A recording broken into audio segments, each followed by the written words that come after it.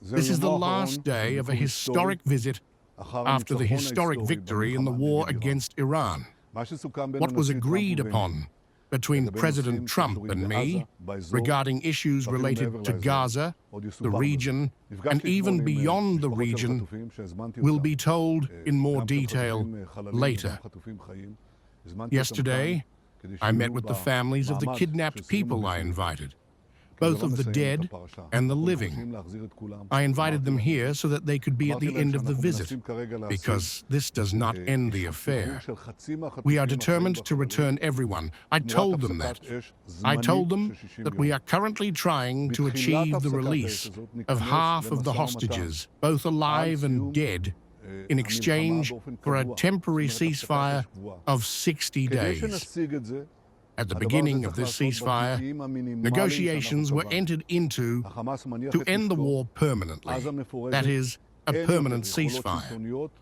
In order for us to achieve this, this must be done under the minimum conditions that we have set. Hamas lays down its weapons, Gaza is demilitarized, Hamas no longer has any governmental or military capabilities. These are our basic conditions. If this can be achieved through negotiations, that's great. If it is not achieved through negotiations in 60 days, we will achieve it in other ways, by using force, the force of our heroic army. We said the same thing about Iran, removing the nuclear threat. If this is achieved in 60 days of negotiations between the United States and Iran, that's great. But if it is not achieved, it will be achieved in another way. I hear the questions that arise from the public, from the fighters, from the reservists. Why is it taking so long?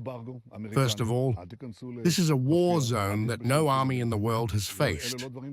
And thanks to the heroism of the fighters, thanks to the sacrifice of the fallen, thanks to the tricks, we dismantled most of Hamas's military capabilities, but not all of them. There are still thousands of fighters there with weapons. And we want to act, again, with a combination of diplomacy and military force if diplomacy doesn't work, to complete the mission. We also had an American embargo.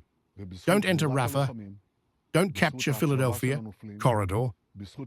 These are not easy things. We overcame that too, and now we want to complete the move.